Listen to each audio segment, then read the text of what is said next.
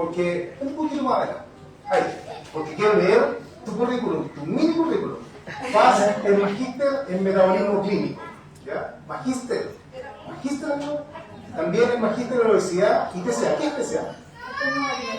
Trastorno alimentario. Diplomado en nutrición clínica, magíster en psicología positiva y bienestar. Y Paz ha sido una tremenda colaboradora en nuestras redes sociales, ustedes ya la han visto, con muchos consejos para nosotros. Y hoy día nos viene a presentar una tremenda charla que esperamos con ansias porque creo que nos va a servir a todos, nos va a ser de mucha utilidad. La vamos a transmitir en el canal de YouTube de la Fundación, ¿ya? Así que muchas gracias, Paz, por estar acá y bienvenida.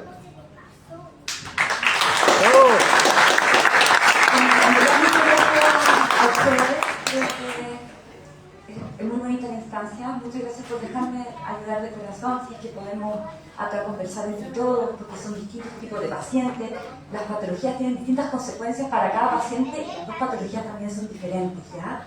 Entonces, traté de abordar lo más que pude en este ratito y les agradezco muchísimo por estar acá y a ustedes por la oportunidad.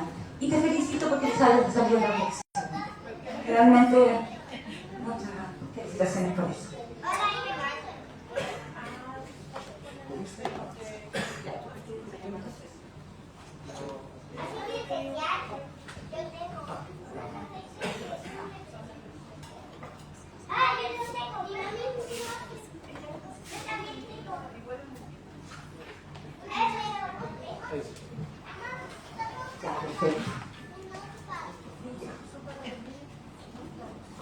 Bueno, yo soy Paz, me he dedicado muchos años de mi vida a estudiar distintas especializaciones, distintos magísteres, y en todos, ya sea magíster en bienestar, psicología, trastornos alimentarios, obesidad, y en metabolismo clínico, temas de enfermedades inflamatorias intestinales, siempre se nos habló de la importancia del intestino. Entonces hoy día vamos a buscar distintas formas, distintas estrategias de poder alimentar nuestra microbiota, comprender nuestra patología y distintas también técnicas no farmacológicas para hacerlo. ¿Se escucha bien? ¿Sí? Entonces vamos a ver las funciones del intestino, la microbiota intestinal, que es la fibra, lo que son los prebióticos, los probióticos, los alimentos antiinflamatorios, los proinflamatorios, la obesidad y la sarcopenia, el déficit muscular, y eso que produce, cómo el músculo al ser contraído libera sustancias que son antiinflamatorias sistémicas, que nos ayudan a regular nuestra patología base y la sintomatología, por supuesto. Suplementos y nutrientes críticos en las enfermedades inflamatorias intestinales, la mala absorción en las enfermedades inflamatorias intestinales. También les puse ejemplos de nutrición enteral para niños, porque me escribieron varios papás bastante complicados, como vieron el caso anterior. Y la evidencia de la dieta mediterránea y de las dietas de exclusión. Ya vamos a tratar de todo esto hoy día. ¿Con qué objetivo? Con contribuir a la eficacia del tratamiento, a la regulación de los síntomas y al estado nutricional. Pero todo esto basado en las revisiones de los últimos 10 años, de la evidencia científica, que es muy importante porque no sé si les pasa que se encuentran con tips de la señora Juanita, y es importante que sepamos, como Mario dijo en algún momento, que hay tantos tratamientos como pacientes. O sea, es súper personalizado los tratamientos, porque en verdad que los síntomas son bastante diferentes, son más susceptibles a algunos pacientes que otros, a diferencia de ellos. Así que me voy a cambiar acá. Ahí sí. Es súper importante la diferencia entre una inflamación y una hinchazón, ¿ya? Porque la hinchazón es la acumulación de aire, de gas, de agua en el abdomen o de líquido general. Pero la inflamación es una respuesta inmunológica bastante silente, ¿ya? Donde están liberándose mediadores químicos y llegan las células defensivas. ¿Por qué les estoy explicando esto? Porque si yo consumo azúcar, por ejemplo, en exceso no voy a sentir hinchazón, pero sí se me va a dar una inflamación y una alteración en nuestro sistema digestivo cuando el consumo es crónico. Y eso es súper importante porque hay mucha gente que sube de peso, se da más en colitis ulcerosa, porque el pan blanco no le produce ningún síntoma, o el azúcar no le produce ningún síntoma, pero sí se está generando una inflamación sistémica y eso va a ser más susceptible su intestino. ¿Ya? Entonces aquí me dice como un resumen de qué es lo que hace cada parte del tracto gastrointestinal para que veamos la importancia de cada parte. Saben que la boca, que es parte de nuestro sistema gastrointestinal, es súper importante que sepamos masticar por ambos lados para evitar la hinchazón y la inflamación. ¿Ya? Después vamos a ver todo el mecanismo que eso significa. Pero a veces uno se salta esta medida no farmacológica y es de suma importancia. Tenemos el estómago, que para efectos de esta charla es la trituradora, ¿ya? Y tenemos que el intestino delgado, que es el que absorbe el nutriente, ¿ya? Que muchas veces los pacientes con enfermedad de Crohn tienen el riñón alterado y eso le produce mala absorción y eso le produce más desnutrición. En colitis ulcerosa no pasa eso. Y el colon, que sería como el receptor lugar, que es donde se están todas las bacterias. ¿Se escucha muy como colapsado el micrófono? ¿Será mejor así? No, está bien. Entonces, bueno, ustedes saben mejor que yo de que se tratan las enfermedades inflamatorias intestinales, que tienen una desregulación en el sistema inmune, la respuesta inmune nos ataca a nosotros mismos, y eso nos da nuestro primer nutriente crítico de la vitamina D, que después la veremos, que no es tenerla en rangos normales nomás. Para un paciente con una enfermedad inflamatoria intestinal, la requerimos en valores óptimos, que vamos a ver cuáles son. ¿Pase normalmente? Sí, Yo lo escucho como muy... ¿Así se escucha mejor? Sí. Ya, bacán.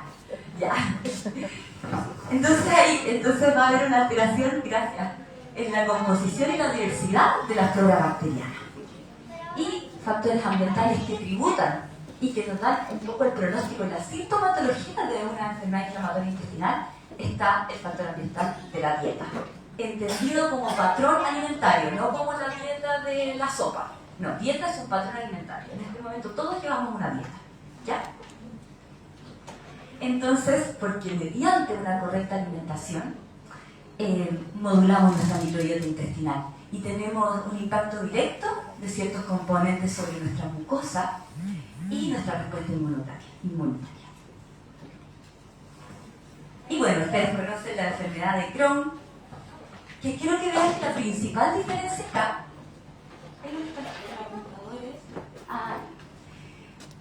bueno, puede afectar de la boca hasta el ano, pero sobre todo es el ilion el que se ve afectado y el que absorbe la vitamina B12, las grasas y el colon. El tema acá es que está toda la inflamación, se ve en parches, pero atraviesa toda la capa, ¿ya? Por eso se da la mala absorción. Entonces, de esta esponjita así, tenemos una esponjita que ya no puede absorber. Y en cambio la colitis ulcerosa afecta al colon, se nos ve en parches, o sea, es continua, pero no es transversal, no afecta a todas las capas. Ya, la inflamación es solamente en la primera o segunda capa, no la atraviesa. Cosas importantes que nos van a ocurrir si tenemos colitis ulcerosa es que presentamos diarrea, podemos ver alterado nuestro metabolismo óseo, nuestro sistema inmune, porque acá está el hogar de las bacterias, que vamos a ver de qué se trata. Y se lo destaco acá porque lo que más llega a los pacientes es con el estreñimiento crónico, distensión abdominal, mucha molestia, gases que afecta su calidad de vida, y el sangramiento, que nos da otro nutriente crítico que veremos, que es el hierro, porque cuando yo pierdo sangre estoy perdiendo hierro, ¿ya? Entonces, nuestra microbiota intestinal es súper diversa, tenemos un ecosistema nosotros en nuestro intestino. Si bien tenemos bacterias muy poquititas en el intestino delgado, la mayor parte está en el intestino grueso. Y, obviamente, en enfermedades inflamatorias intestinales, esta microbiota tiene una baja biodiversidad. Eso nos produce un desequilibrio entre las bacterias y eso nos produce la disbiosis, que es este desequilibrio. Entonces, ¿qué funciones tiene? Este rayito, acá, en este caso se está fermentando la fibra, ¿ya? Y se produce, en este caso, ácidos grasos de cadena corta, que sería como un superhéroe que nos da energía para muchas cosas, sobre todo para regenerar las células del colon. ¿Qué pasa? Que muchas veces no toleramos la fibra, y la fibra es clave para alimentar nuestro mismo colon.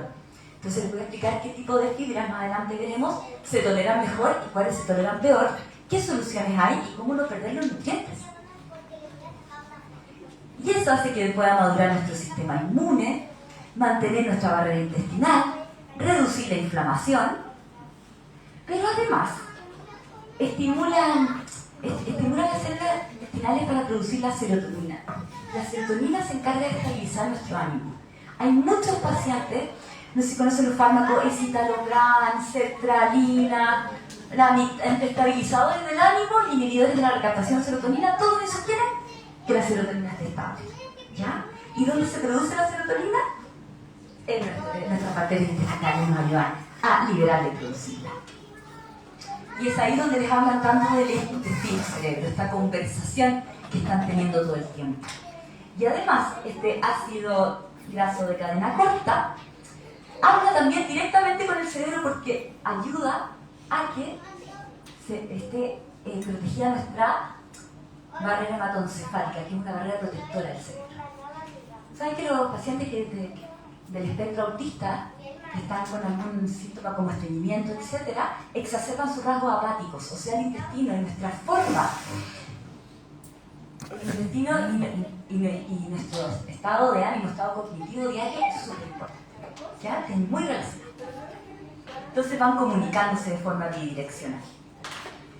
Y voy a partir con esto porque es una noticia que mucha gente no se espera, porque se reciben muchas preguntas de qué pasa con el gluten, qué pasa con la food maps, qué pasa con la dieta de exclusión de carbohidratos. Nada de eso funciona, nada, si nosotros mantenemos los procesados en la dieta. Es lo primero que tenemos que regular. Suena bonito, suena fácil, pero obviamente tienen componentes adictivos los procesados. Y a veces generan un estrés, incluso quitárselo a los pacientes. Por eso se parte de a poquito, regulando el azúcar, ¿ya? Eso es bien importante porque nosotros a veces nos preocupamos de detalles, pero lo primero que tenemos que evitar son los alimentos proinflamatorios que lo tienen, sobre todo las grasas saturadas y el azúcar. Y eso, por eso se asocia tanto el desarrollo de las enfermedades inflamatorias intestinales con la dieta occidental. Entonces aquí vemos cómo tanto el azúcar como la grasa afecta a la integridad de la barrera intestinal y además a la diversidad de la microbiota, ¿ya? Y no solamente es del McDonald's, es la papa frita, es la galletita de los picoteos en conjunto, y ahí está el tema del hambre social en Chile. No sé si se han dado cuenta que estar cuidando nuestra salud es como, está normalizado pedir pizza, pero yo estoy tratando de cuidar mi salud y me preguntan si estoy a dieta, cuando en verdad es como debiese comer, ¿ya? Entonces es súper importante para un paciente dejar de sentirse diferente porque se está cuidando. Se debería sentir orgulloso porque se está cuidando. No sé si les ha pasado esa experiencia de ir a una fiesta y que no tomo y ¿por qué no tomáis? ¿Qué te importa? ¿Qué tomáis? ¿Ya? Y acá tenemos, no sé si conocen es muy típico de los picos glicémicos, lo que les hablaba del azúcar. Nosotros cuando consumimos, y no solamente el azúcar en sí, ya, todos los procesados tienen mucho azúcar, pero también esa gente, no sé si le pasa ya, no tomé desayuno porque no alcancé, me tomé un café en el auto, estresado, ya del intestino, y ahí va, pero así en zona roja. Después llegué a 50.000 reuniones, me tomé otro café, almorcé, pollo con ensalada y llegué a la casa muerta de hambre y me empecé a comer pan con queso, no sé, que es muy común, ya por el tema de... Entonces ya llegar y concentrar toda la comida en una sola porción, en vez de fraccionarla, ya genera un pico glicémico. ¿Ya? Eso. Ya genera un pico glicémico. O sea, en el fondo sube el azúcar, va la insulina ayudándonos a que se regule el azúcar y eso genera la inflamación. Entonces pasa que después me como una lechuga y me da diarrea. Uy, tengo todo inflamado. Entonces la gente dice, no puedo comer lechuga. O no, pero le hace sentir que como nutricionista y pasa mucho y se entiende. Solo que es importante ver el macro, ¿ya? Y ahí nos da el segundo problema, que es la obesidad y el sobrepeso. Es las enfermedades inflamatorias intestinales, pero se da más en la enfermedad de Crohn. ¿Ya? Entonces, ¿qué pasa? Obviamente esta mala alimentación crónica unida al estrés, y le sumo a las personas que han vivido toda su vida en tratamientos dietoterapéuticos desde chiquititos, que ya la palabra dieta les produce un estrés, que también hay que considerarlo como inflamatorio, empieza a acumularse grasa corporal. Se acumula grasa corporal y esas estrellitas son una inflamación. La grasa corporal no es cualquier cosa, es un órgano que produce células inflamatorias también. ¿Ah? Entonces, a mayor grasa corporal va a empeorar la sintomatología de la enfermedad. Incluso va a producir menor efecto las terapias. Estos son los últimos estudios y estamos revisando. Eso produce también la disbiosis, la permeabilidad intestinal. Ahí, la permeabilidad intestinal, y eso va a producir inflamación de todo el sistema.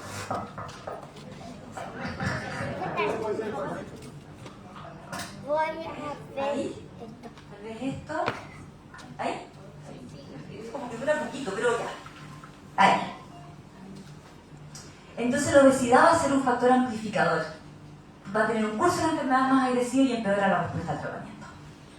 ¿Ya? Entonces ya no es algo estético, y no por eso es fácil de trabajar, ¿ya? O sea, sobrepeso es un tema de componente psicológico, o sea, con todo vamos a hablar con mucho respeto respecto a este caso, porque a veces la gente habla de la obesidad así como ya, pero hay que dejarlo procesado. Pero hay gente que lo usa como regulador emocional y se queda sin regulador emocional cuando le sacan los procesados. Y tenemos que buscar el regulador emocional. O sea, no es, suena fácil, pero solamente estamos viendo las consecuencias y de ahí las soluciones se transitan cada uno, ¿ya? Entonces aquí está lo que, no sé si conocen y les han hablado de la grasa visceral, que es distinto a una grasita que está debajo de la piel, ahí, a la grasa que se empieza a meter para acá adentro, que está al lado justo del intestino, y que se mete aquí, etc. Y esa es la más perjudicial para la enfermedad inflamatoria intestinal, para el corazón y para distintas órganos también. Y para un paciente con enfermedad inflamatoria intestinal, la reducción de la grasa visceral ya no es algo de estético, y es una intervención terapéutica fundamental para reducir la inflamación base. Si yo tengo un exceso de grasa, la obesidad por alto porcentaje de grasa es una inflamación crónica de bajo grado. Incluso hay pacientes que solo por ser obesos tienen que ser grasos. Y mejora la eficacia de los medicamentos biológicos, que por lo demás la terapia biológica es muy bonita, nos ayuda a no perder la musculatura, ha sido un súper buen avance. Y disminuir los riesgos de las complicaciones quirúrgicas. Y acá tenemos los antiinflamatorios. ¿Ya? Hay diferencia entre los alimentos que tienen fibra soluble y la que es insoluble. ¿Ya?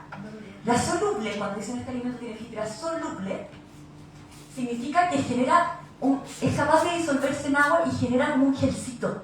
¿Ya? Ese gelcito, que es como el ejemplo de lo que pasa con la avena o cuando dejan remojando la chía, se genera un gelcito.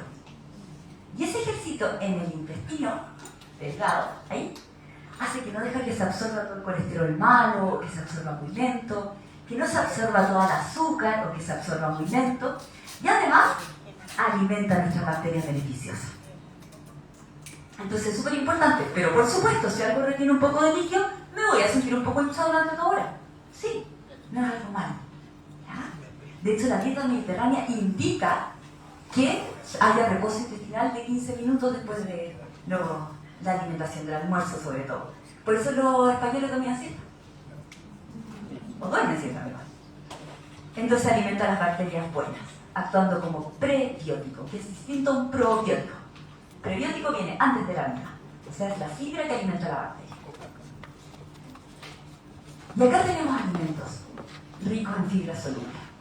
La avena, las manzanas, los cítricos, las zanahorias, el plátano, la semilla de chía, que si la remojamos por más de 8 horas ya se solubiliza más, pero en 24 ya nos aseguramos de que tenga este ejercicio. Esto también son lo más eficiente para los diabéticos, para las personas con insulina resistencia, por este mismo ejercicio. Mientras lo fraccionemos bien y podamos regular las glicemias durante el día y no generemos un pico glicémico. ¿Ya? Las preguntas al final, ¿puede ser? No, o sea, si no, yo no hice. Por eso ahora visto que vas a preguntar. Pero gracias, apenas termine, así le pregunto. ¿Ya? Y está la fibra insoluble, que es distinta, que arrastra agua, que no se disuelve en agua ni en los fluidos gastrointestinales, que son las que aumentan el volumen fecal y mejoran el tránsito gastrointestinal. Pero esta es la que se restringe mucho durante el brote. Entonces, nos perdemos la oportunidad de muchos de estos alimentos, ¿no es cierto? La piel de la fruta, la zanahoria, el col. La zanahoria está a los dos lados porque la mayoría de las verduras tienen de ambas fibras. No es que uno tenga solamente una fibra. Entonces, a mí lo que me complica es siempre busco soluciones para estas, las espinacas, la acelga y el cari, que son conocidos como alimentos antiinflamatorios. Entonces, los últimos estudios indican que si nosotros los cocemos, no es tan terrible, porque antes se pensaba que se perdía el prebiótico, pero no, se puede mantener su importante acción probiótica, además nos da más vitamina K. Ahí, además nos da más vitamina K, que como bien saben muchas veces se pierde en las personas con colitis ulcerosa o con mala absorción. Entonces podemos cocer estas verduras. Asar es mejor. Por ejemplo, el brócoli muchos no lo van a tolerar. Está bien, pero cuando lo asan pueden tolerarlo mejor y mantener las propiedades que tiene y que nos ayudan. Y acá está nuestro super omega 3, que muchas veces deben haber escuchado de él. Están los alimentos ricos en grasa, los aceites vegetales como los aceites vegetales, por ejemplo, el de linaza, el de chía, las nueces, el aceite de canola. Pero una cosa es la dosis recomendada para personas en general y otra cosa es una dosis terapéutica para una persona inflamada de 95 kilos, por ejemplo. Entonces es ahí donde usamos la cápsula. Y la cápsula para prescribirla es por miligramos por kilo, por eso se personalizan las dosis. ¿Ya? No es como ya tomo omega 3. Ahí es diferente. ¿Ya? Pero por lo general va la dosis terapéutica, que es mucho más que la recomendada porque tenemos una patología base inflamatoria, puede llegar a 2.000, 2.500 hasta 3.000 miligramos. No sé si les ha pasado que hay como mucha confusión entre el omega 3, el omega 6, el omega 9 y que muchas veces te venden el omega 3 con el omega 6 juntos. Cuando llegan a la farmacia igual es confuso, a mí me parece. Entonces hay unas diferencias importantes que creo importante destacar. Los antiinflamatorios acá es el omega 3.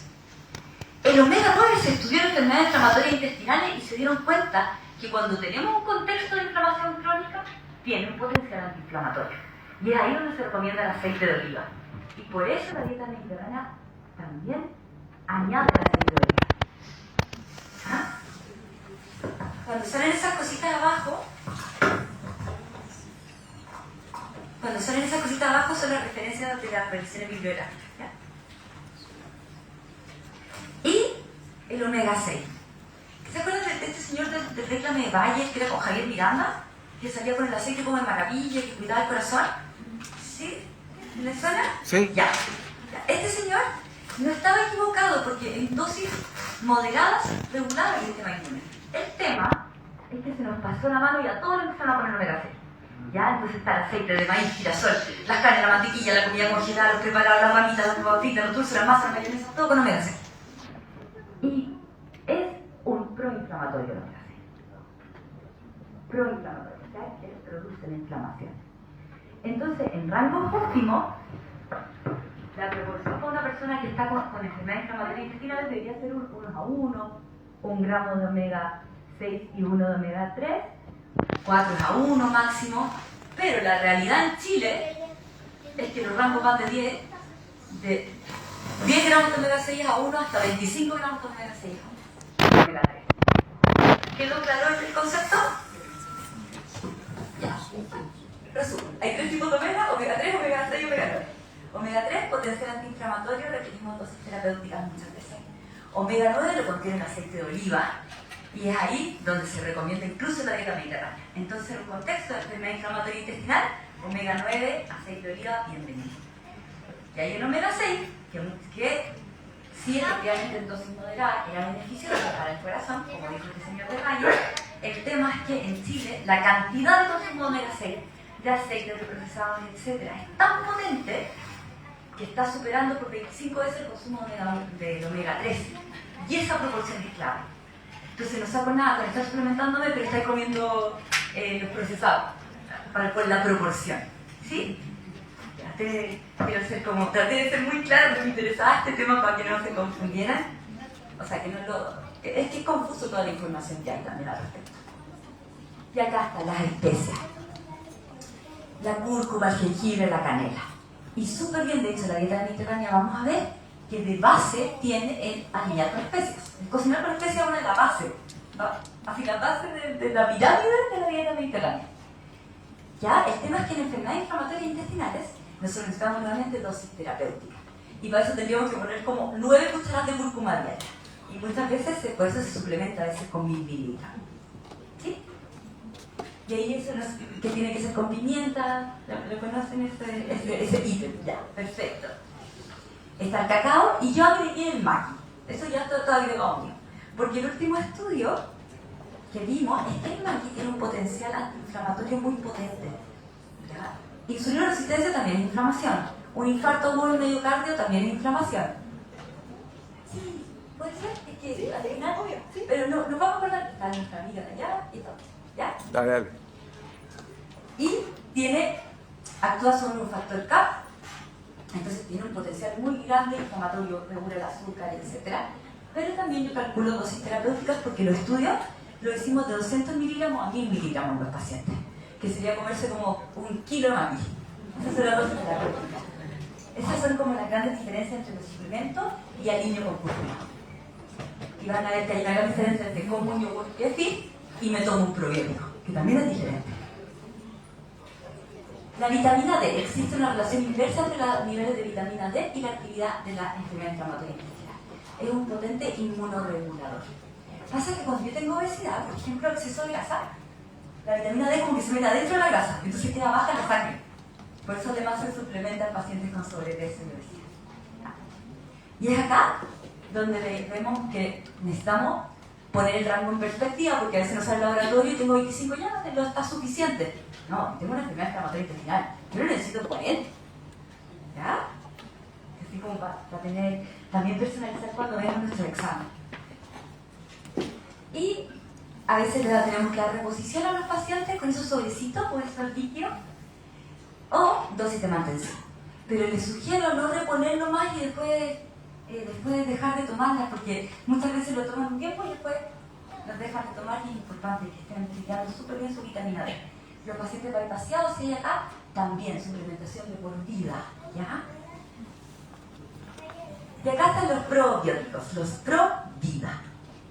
Entonces, a diferencia del prebiótico, que era pre-vida, antes de la vida, el probiótico es un microorganismo vivo que fortalece la barrera intestinal, compite contra los patógenos y refuerza el sistema inmune. Nosotros hemos estudiado cepas antiobesidad, hemos estudiado y cepas antiinflamatorias y cepas para revisión de colitis ulcerosa, o sea, hay distintos tipos de probióticos. Eso es lo que me interesa. ¿Y cuál es la diferencia entre, por ejemplo, la kombucha y el kéfir y un probiótico en cápsula? Que efectivamente es una dosis nuevamente terapéutica, la otra es promueve la diversidad de la microbiota. El otro es terapéutico, trata o previene una condición específica. Cuando yo compro un probiótico es una cepa específica y la composición de la kombucha y el kéfir es variable. Y la concentración es alta y estandarizada. Y los alimentos fermentados es variable. Entonces es diferente. Esto es una recomendación para nuestra salud, para nuestra diversidad. Excelente si lo consumen. Pero es distinto cuando te dan un probiótico. ¿Ya? Entonces aquí les voy a mostrar el probiótico que se ha estudiado y busqué unas marcas chilenas un poco para que sea más accesible. ¿Ya? Entonces vemos que hay cepas y compuestos específicos que nos recomiendan en los hallazgos clave según las revistas médicas. Por ejemplo, para la revisión de los pacientes con colitis ulcerosa, para el mantenimiento de la remisión en colitis ulcerosa, para prolongar la remisión en colitis ulcerosa. Si se dan cuenta, no hay para enfermedad de Crohn. ¿Por qué no? Porque efectivamente Crohn, como afecta al intestino delgado, hepática en muchos casos, y el intestino delgado no tiene bacterias intestinales. Tiene muy poquititas, dedicadas a otra cosa. Entonces, por eso cuando se ve los estudios, al final de Crohn, se ven poquititos. Pero como funciona para colitis ulcerosa y su Crohn está afectando el colon, bienvenido también, mientras esté afectando el colon. ¿Ya? Bueno, acá estaba el probiótico que se ha estudiado en los estudios científicos, en la documentación, y acá, porque se dan cuenta, están los lactobacilos específicos. ¿Sí? Y acá yo encontré algunos que tenemos acceso, que es más fácil acceso, aunque es igual que el no es que yo tenga nada con este laboratorio, nada, estaba buscando las que se asemejaran en Chile, ¿no? Que nos pueden ayudar porque contienen estos lactobacilos. Pero siempre manda aquí la persona que lo prescribió, porque por ejemplo hay gente con gastritis que necesita un reutérico. Para que saque la bacteria positiva, necesita otro tipo de probiótico. Y es distinto a un brote que después del brote, muy diferente. Y la invitación a activar nuestra farmacia interna. Como les comentaba Mario, la importancia de la actividad física. Nosotros tenemos una farmacia interna que es nuestra musculatura, que es nuestro seguro de vida. O sea, si una persona ingresa a clínica por cualquier motivo, por un choque, por una quemadura, por cualquier cosa, lo primero que hace la nutricionista es ver la cantidad de masa libre de grasa que tiene esa persona. O sea, cuánta musculatura, porque la musculatura es la mayor cantidad de la masa libre de grasa. Entonces, ante esta cantidad de musculatura veo la tasa de supervivencia, si lo tengo que meter a un ventilador, si le tengo que dar soporte nutricional. O sea, es súper importante la cantidad de musculatura en un paciente. Y en una persona, ¿no? Y como la grasa de la corta que también tenía... Tal como la grasa tenía esta propiedad no inflamatoria, el músculo es un órgano metabólicamente activo. No sé si se acuerdan de Ignacio Lastra cuando se quemó entero, esa persona. Si no hubiera tenido esa capacidad de musculatura, no regeneraba. O sea, fue muy protector esa cantidad de musculatura que tenía. Entonces, es importante, aparte que tiene un gasto metabólico muy alto, o sea, el rey del metabolismo. Y cuando tiene la persona un déficit de esta masa muscular que se llama sarcopenia, pues yo puedo ser obeso, pero sarcopénico, o sea, tener mucha grasa y poca musculatura, ¿no? No es tener desnutrición, tener sarcopenia. Eso, personas conocidas, pero con sarcopenia. Tal como hay personas obesas con anemia y con baja vitamina D, o sea, un obeso desnutrido. Esta sarcopenia hace que haya mayor riesgo de infecciones, de complicaciones y aumento en la mortalidad por cualquier causa. Entonces es súper importante que podemos hacer mucho con nuestros hábitos. Y esto es lo que les comentaba. Lo hecho fue que esto lo estudiamos para menopausia, ¿ya? ¿Cómo hacemos que se reduzcan los sofocos, esta inflamación propia de la menopausia? Y empezamos a ver que la contracción muscular liberaba una sustancia que se llama citoquina. Mioquina. Ahí está. Liberaba las mioquinas. Estas mioquinas son proteínas que tienen efectos antiinflamatorios. ¿Y por qué es tan importante esto? Porque nosotros cuando estamos con la enfermedad inflamatoria intestinal, van a ocurrir dos cosas. La inflamación, sobre todo, más en el caso de los brotes y en Crohn, puede producir por sí misma catabolismo, ruptura muscular. O sea, el sistema inmune necesita atacar, por ende el sistema inmune necesita energía, y el sistema inmune come proteínas de nuestras proteínas para usarlo como energía. O sea, rompo el músculo para activar el sistema inmune. Ya eso es un catabolismo. Estamos en más riesgo, y también porque los corticoides... ¿Lo puedes poner ahí? Gracias. En las redes sociales está escuchando aquí.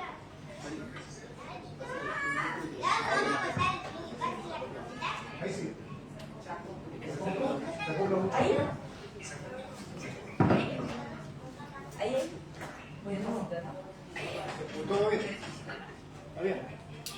No sé si se escucha bien.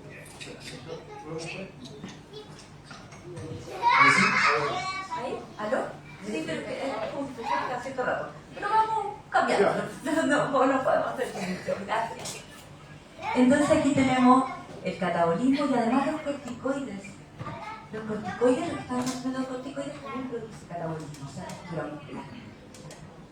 Entonces, un paciente con una enfermedad inflamatoria intestinal va a requerir, si está en un brote, tiene una mayor inflamación, más proteínas por kilo de peso que la recomendación general. ¿Y qué tipo de proteínas? Las de alto valor biológico. O sea, las que están completitas. Es distinto la proteína de una legumbre que está incompleta y que no se absorbe un 100% que un pollo, un pavo, un pescado libre. Obviamente se puede adaptar a vegetarianos, pero de buenas a primeras de la recomendación. Y lo pongo chiquitito porque ya cuando tengo el hábito de la actividad física, cuando ya estoy con un hábito de un fraccionamiento proteico adecuado, ahí yo empiezo a usar suplementos, los batidos, la creatina, etc. Que también los últimos estudios indicaron que ayuda para los pacientes con esclerosis múltiple, que es una enfermedad inflamatoria también, porque tiene que ver con la alimentación del sistema nervioso central y que al parecer tiene un efecto antiinflamatorio también a nivel del intestino. Y es distinto porque también se hace dosis por kilo de peso. ¿Ya? Aquí en un scoop, pero se hace la dosis por kilo de peso. Y aquí hablamos de la dieta mediterránea, que más que un alimento siempre es importante un patrón alimentario. O sea, un suplemento no se va a absorber, no va a ser más que se va a absorber un patrón alimentario. Como lo decía, el omega 3 tomado con muchos alimentos con omega 6, cambia la proporción, por ende estamos cumpliendo la sugerencia.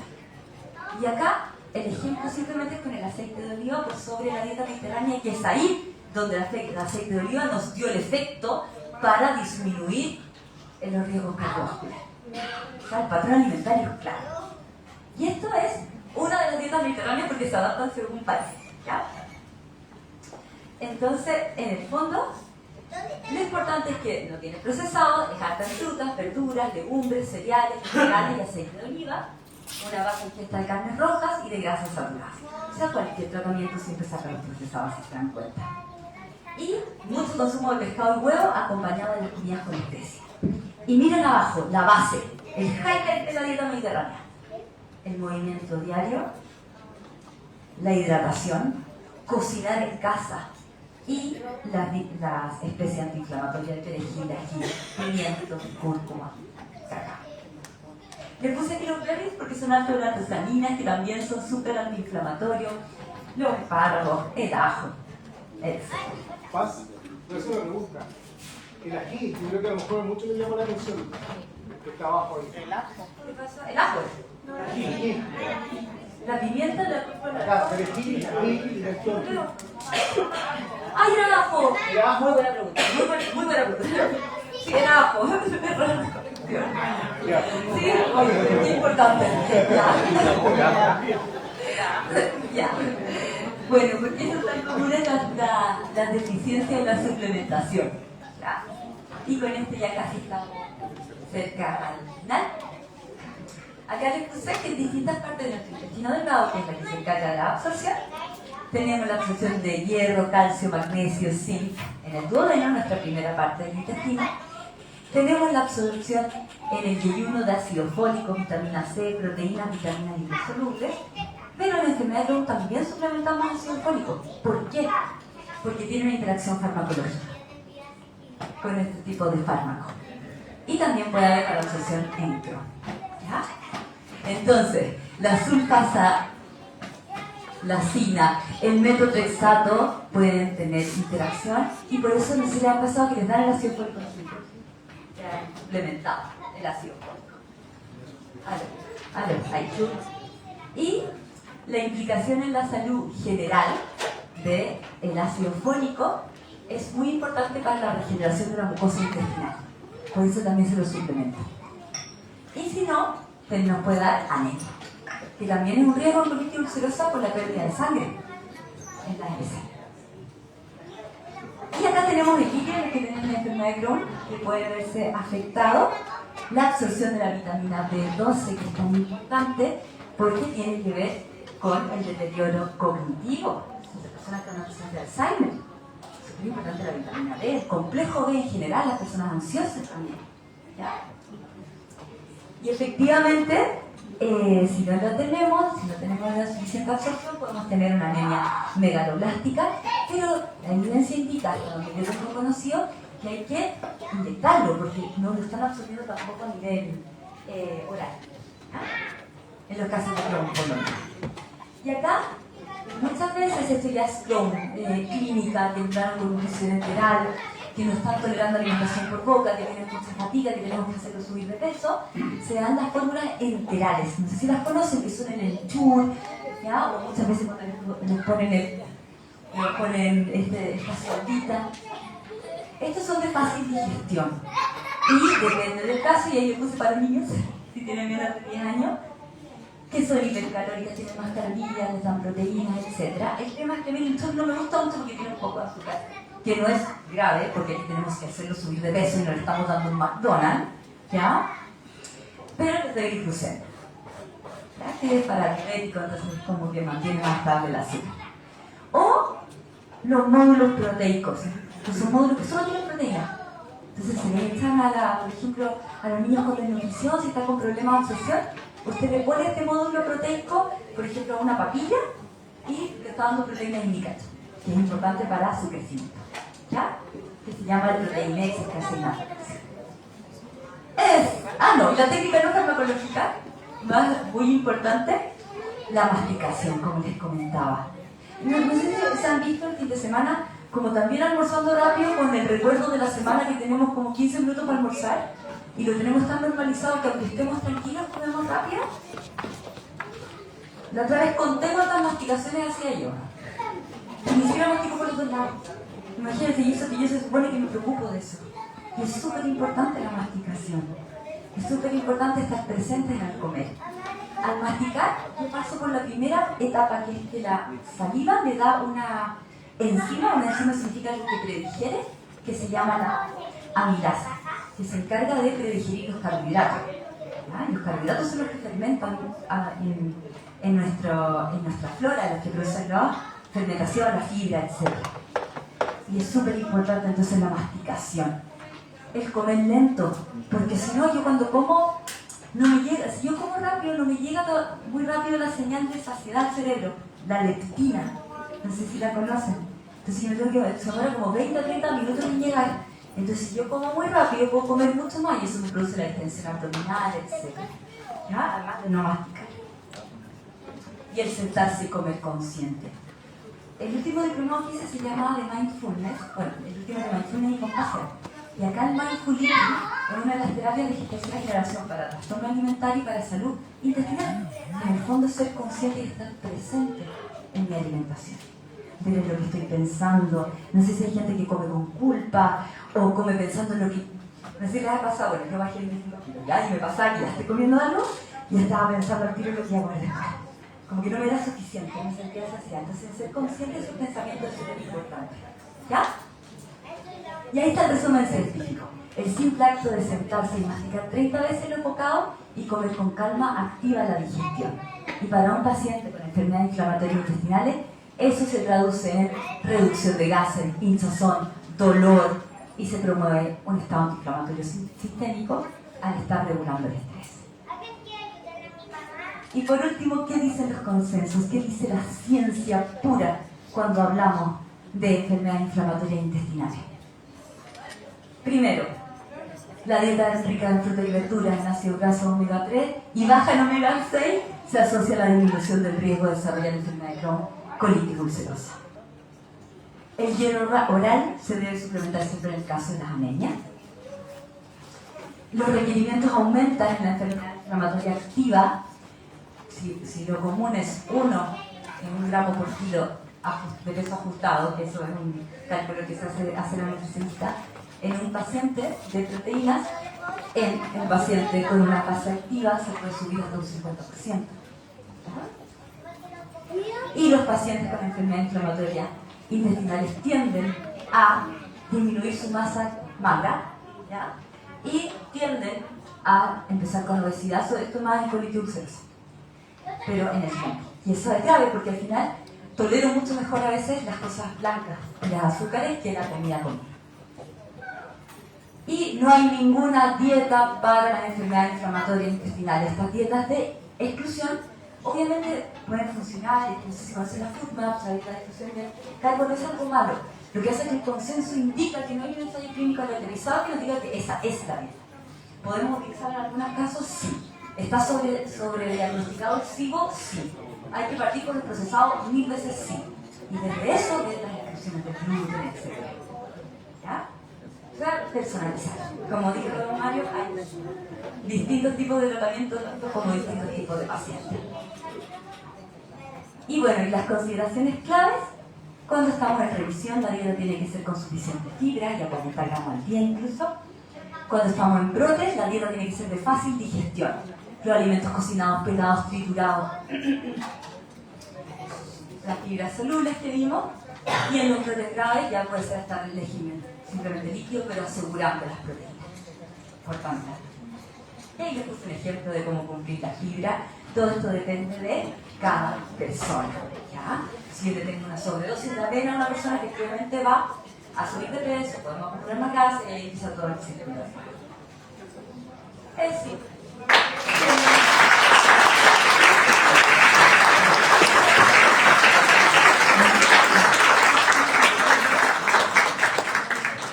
Muchas gracias, Franz. Creo que fue una exposición tremendamente grande, importante. Y queremos saber si hay algunas consultas, ¿cierto? Sí, ¿cierto? A ver si alguien... Ya, vamos a partir por acá. ¿Dónde? ¿Dónde? Levante la mano. Ya. Levante la mano, por favor.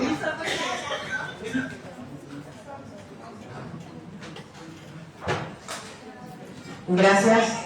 Hola, bueno, mi consulta anteriormente se me olvidara, estuve procesando y viendo toda la presentación. Yo tengo colitis ulcerosa. Soy una de las personas que estoy con sobrepeso. Toda mi vida me ha costado, bueno, desde que tuve la colitis, desde los 22 años. Para mí, antiguamente, me decían, cuando uno estaba con crisis, uno volvía al fideo, al arroz, al pollo, y las ensaladas eran del terror, o las frutas. Hoy en día, con temor, me dice el doctor, come toda la fibra que necesites. Pero doctor, no voy a soportar. Una, porque veo la diferencia de inflamación y como, ¿cuál fue la otra palabra que ocupó? Hinchazón. Prácticamente esa hinchazón está de por vida dentro de mí ante cualquier fruta, la manzana. Por eso me llamó la atención la manzana. Es que por eso es importante, perdón que interrumpa, porque efectivamente esos alimentos hinchan porque te retienen esta agüita en tu intestino. El tema es que hay que sacar la inflamación, que es la que hace que esa hinchazón sea muy fermentada. Ya está la base. Sí, bueno, mi última prueba me arrojó de que estoy inflamado, estoy en crisis con sangrado. Sí voy más seguido al baño, pero no así como grave, ¿no? Es parte de mí. Pero he intentado comer las manzanas este último tiempo, lechuga estoy acostumbrada, pero hay otras verduras que yo prácticamente unos malestares horribles, sobre todo el día hinchada, y mi pregunta ¿es por el proceso que estoy viviendo? O sea, por el proceso inflamatorio que mantengo, ¿o es porque debo esperar una adaptación a mi cuerpo para consumir ese tipo de alimentos?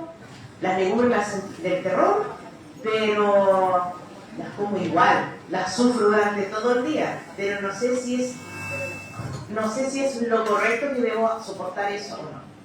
Bueno, primero gracias por la pregunta. Segundo, es importante ahí la personalización. Es distinto a una historia de sobrepeso crónico o de un dietante crónico que ha hecho estas dietas subir, bajar, etc. Y hay una tasa metabólica diferente. Si hay una inflamación, además de base, se hace más lábil el intestino ante ciertas cosas. Entonces es ahí donde de buena primera, por eso no hay una dieta para la enfermedad inflamatoria intestinal. Hay que ir personalizando el paso a paso de la persona, porque psicológicamente un dietante crónico, una persona que ha hecho mil dietas y que tiene un vínculo con la comida, con el peso, obviamente no llega a sacar de todo, para mi punto de vista. ¿Ya? Yo no me asustaría de la hinchazón, es una etapa inicial que puede ocurrir, solo que hay que empezar de poquito a ver cómo desinflamamos, con actividad física, con hidratación, y no tiene que ser actividad física meterse a CrossFit. Podemos partir a frecuencia cardíaca de quema de grasa de 15 minutos al día, respiraciones conscientes. Hay muchas otras maneras de desinflamar para poder tolerar. con la masticación también. Entonces, insisto que depende mucho del caso. A mí cuando trabajo con los pacientes, como que le pregunto una encuesta gigante antes de que lleguen, como con todo lo que han comido en las últimas semanas, cómo se han sentido, cómo llevan comiendo en su vida en general. ¿Ya? Y cuánto estrés le produce estar en tratamiento. Porque a veces el mismo, no le ha pasado ya, tomé ahora con la nutricionista y esa semana me lo como todo. Y es porque efectivamente es como, me genera tanta angustia la palabra nutricionista y la palabra dieta que me van a restringir. Entonces, yo soy tan perfeccionista que sé que me van a restringir. Entonces, antes de restringirme, prefiero salirme. Si ya me sale una vez, pues ya me salí. Me salgo todo. Entonces, está como todo un loop de pensamiento. Entonces, es importante eso de la personalización. No, encantada. El buen impacto de la dieta, vamos a decir. Claro, hay como highlights, pero a todos nos ha pasado. Sí, Y acá tenemos... entender que es una zona de confort y que es algo que estamos trabajando. Exacto, acá tenemos otra consulta. Hola, mi nombre es Deborah Yáñez, mi hija de 14 años tiene colitis ulcerosa. El gastro le dio Pediasure y le hizo pésimo y una vez hicieron examen y tiene una alergia a la proteína de la leche. Claro. Entonces quería preguntarte si tienes alguna proteína que sea vegana y que pueda servir. Ahí es súper importante como, no se puede llegar a recomendar, se llaman hidrolizadas.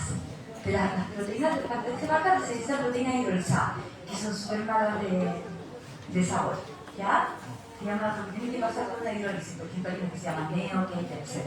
Pero así como recomendarte en la fórmula integral, si quieres, te puedes acercar a mí después y vemos, te digo, como las que se venden en el mercado, pero hay que ser más responsable por el queso. Ya, porque imagínate que le dieron un pecho y no sabía que tenía una alergia a la proteína de leche vaca, no llegaría a ¿ya?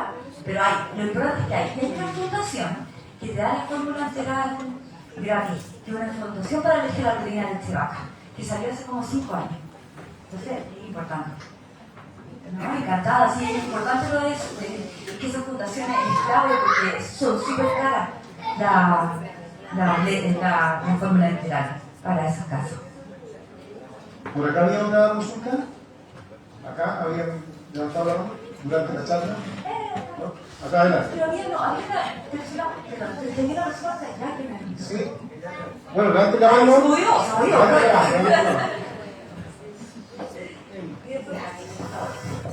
Agradecer haber estado presente en esta hermosísima charla con una simpatía especial que es parte tuya. Y entonces, aprovechar de consultar por el Siegren que tengo, por el Siegren, no tengo salida.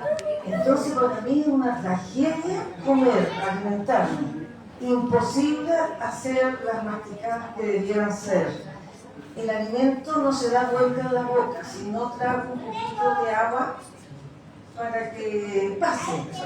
Pero pese a todos esos problemas, uno agradece a Dios que está cada día aquí y aprender mucho de cómo podemos un poco aliviar esto. Así es que sé que es dificilísimo, pero tratamos mi esposo y yo, o sea, yo en ese caso, de hacer la dieta mediterránea para comer sano, comer lo más que se puede frutas y verduras durante el día, ¿ya? Y consumir la leche sin lactosa, pero no quiero alarmar, pero es muy desagradable. Una vez ya. Gracias. ¿Vale? El color para el adulto mayor, el color más agradable al ojo es el naranja, ¿ya? Y eso estimula la salivación. Entonces, cuando nosotros, me pasó con mi abuela, y le poníamos un jugo de naranja encima, eso estimulaba y calmó la salivación, ¿ya? Si bien usted no tiene saliva, esa misma sensación de la lengua va a hacer que la misma lengua pueda sintetizar la milasa. Sí, el color anaranjado y ese ponerle como caldito encima, ¿ya? Eso es muy importante porque tú, si se hace un muffin de proteína, si se hace como ese recetario, le pones leche encima con cacao y un poco de naranja encima, se empiezan a estimular estas papillas, se empiezan a abrir en el adulto mayor. Ya, es un todo sí, pero lo descubrimos con mi abuela que le pasaba lo mismo. Así que se entiende. Ya, ¿dónde había? Renito. Por ella, muy por ella.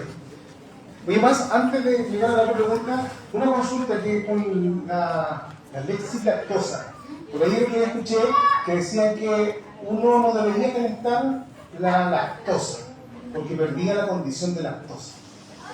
Salió un médico por ahí diciendo que en el fondo, que si uno calentaba la leche sin lactosa, era como que... la leche sin lactosa. Exacto. Ay, la leche sin lactosa en teoría es que viene la leche con lactosa, Sí. pero le ponen una enzima Exacto. para que digiera la lactosa. Claro. Nunca había escuchado eso, pero me da la impresión que si integramos el contenido de que las enzimas en una temperatura muy arriba dejan de funcionar, podría darse ese Eso me efecto decía. como termofilo. Voy para acá que me llama cerca, ¿no? Con respecto a lo mismo, mi hija pequeña tiene colitis ulcerosa. Sin embargo, ella toma leche nido sin lactosa. Y obviamente la leche tú le tienes que poner agua caliente. Entonces, Claro, a mí no es lo que dijo un médico así como random. No podría. Todavía no hay evidencia, no hay A mí no evidencia.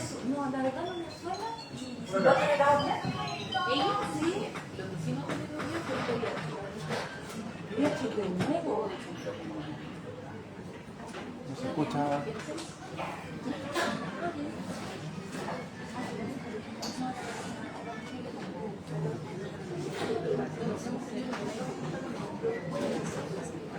Mira, el mío supone que queda tan salido. Ya, qué bueno que esto que lo bien y que queda tan qué bueno también. Y termino.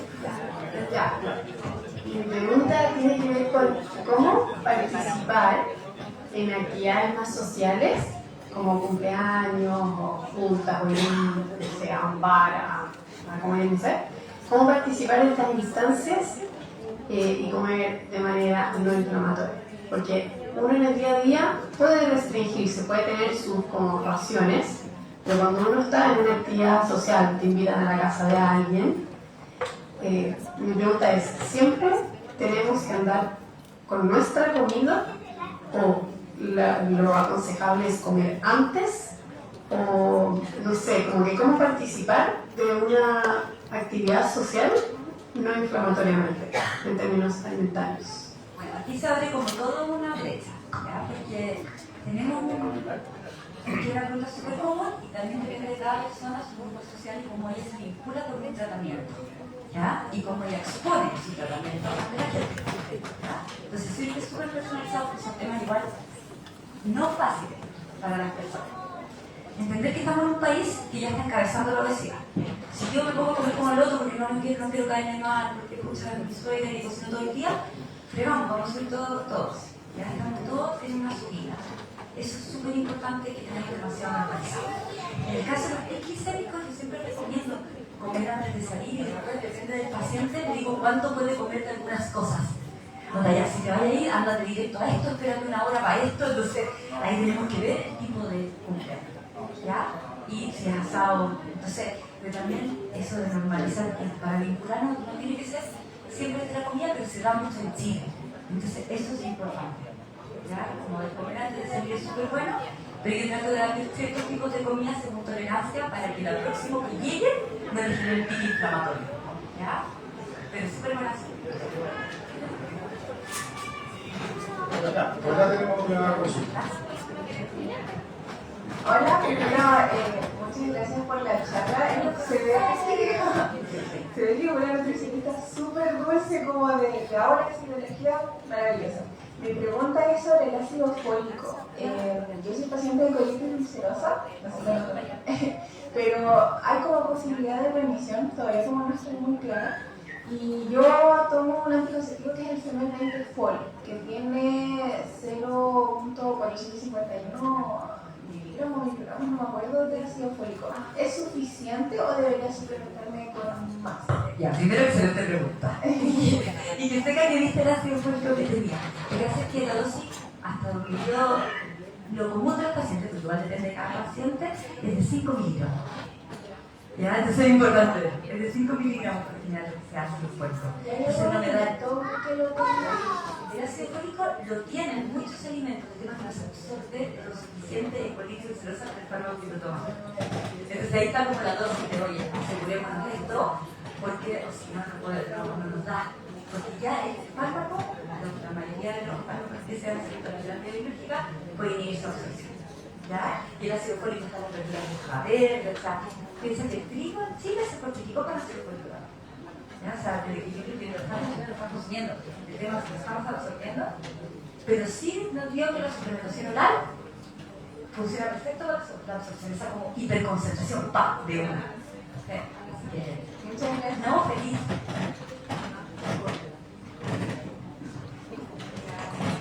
Hola. Hola, Por fin. Tengo muchas preguntas, pero voy a hacer no sé. ¿Cómo lo hiciste o desde tu experiencia para bajar 25 kilos? ¿Por qué? Porque yo tengo 41 años, ya me siento perimenopáusica y siento que estoy estancada, sobre todo con lo que es la pérdida de grasa.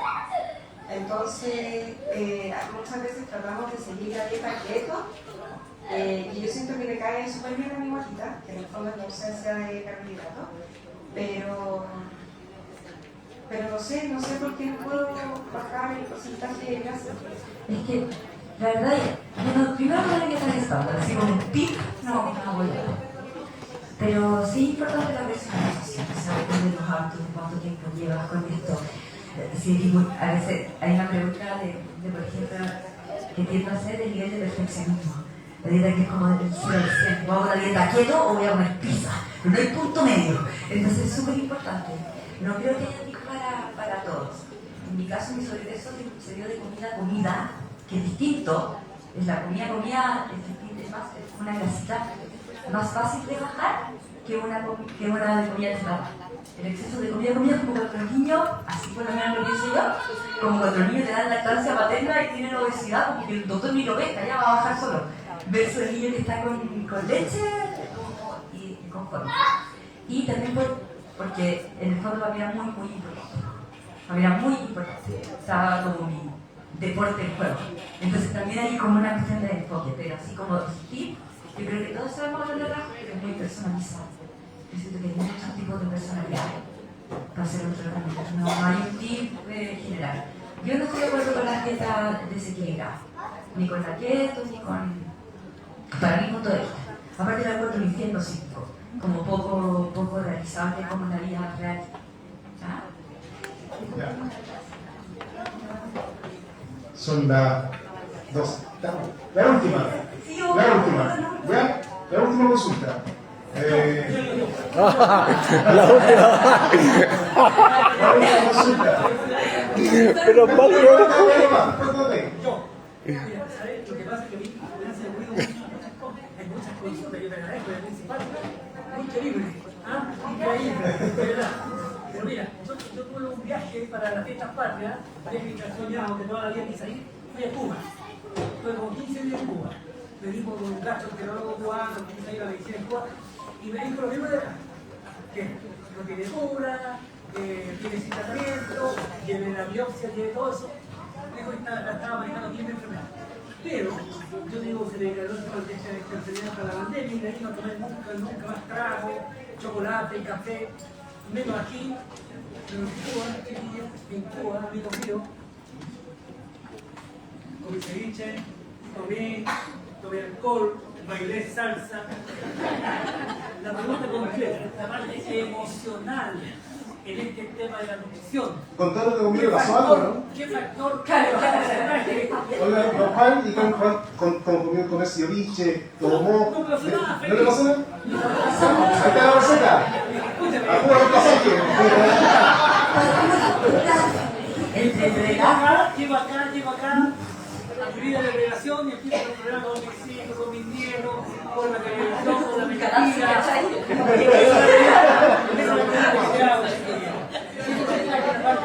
Y yo estoy muy de acuerdo, pasa mucho con pacientes de vacaciones que dejan, incluso bajan de peso comiendo muchas más cosas que acá. Pero también yo creo que hay un tema de cultivo de país. Acá en Chile hay 90% en la concentración de gluten de un pan versus 30% que hay en España. Entonces también hay un tipo de calidad diferente. ¿Ya? Creo que hay un componente emocional muy importante, pero también hay un componente de dónde estamos, qué tan orgánicas están las cosas. ¿Ya?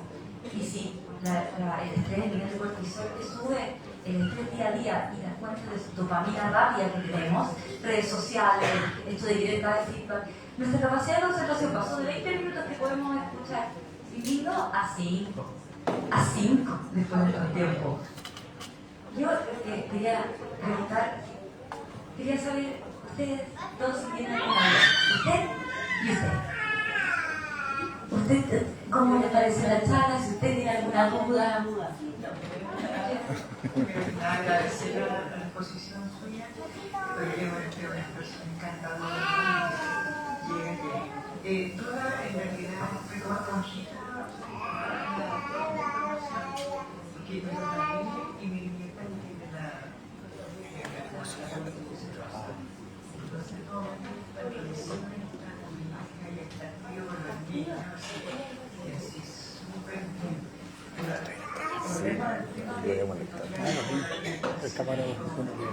¿Ah, sí?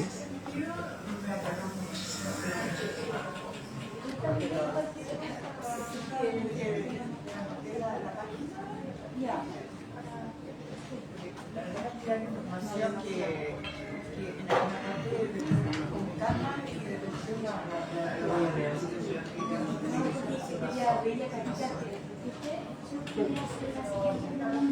tenemos representación de mi hijo que es director de Santiago. Y yo me pregunto, nosotros somos vegetarianos. Entonces, ¿cuál es la alimentación, el alimento diario que no podría faltar en la persona que tiene enfermedades intestinales? Qué importante por el cómo, gracias, recubrir las proteínas.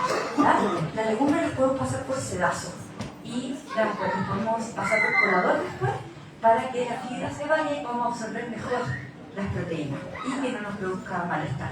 Seitán, tofu. Si conoce eso viene, ahí tenemos que hacer gramos por kilo, tenemos que ver cuánto requiere diariamente de cada uno de estos alimentos, ¿ya? Pero también es importante que lo fraccionen. Tofu, huevos, comen huevos, soya, pero carne de soya, no los productos de lo que dicen vegan, porque eso en vez de le quitan las cosas animales, pero le ponen mucha jarabe de fructosa, que es azúcar. Ya, no sé, ahí es donde necesitamos lo más orgánico. Y hay batidos de proteína, súper buenos vegetales, que se absorben más en el músculo, que son súper importantes para la hormona de crecimiento. La leche de soya no encuentro que tiene pocas proteínas. Lo que estaba mirando todo lo que pasado, no encontré una buena así que tenga la suficiente. Sí, pero es una buena pregunta. Ya chicos, que le pedí de aquí a este punto.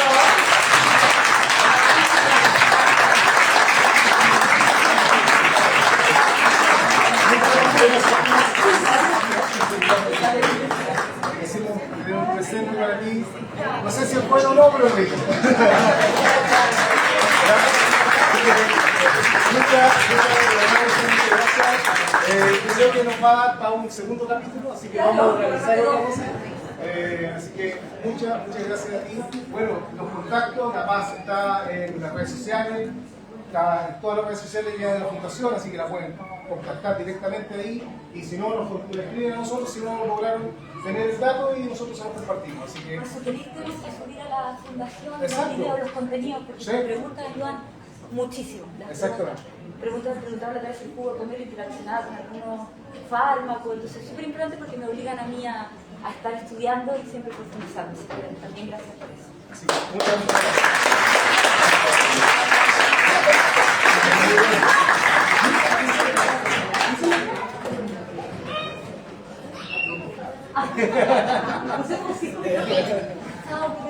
Te pasaste, muchas gracias. Nos vemos en el Congreso. El Congreso, obviamente está invitada para el Congreso del 13.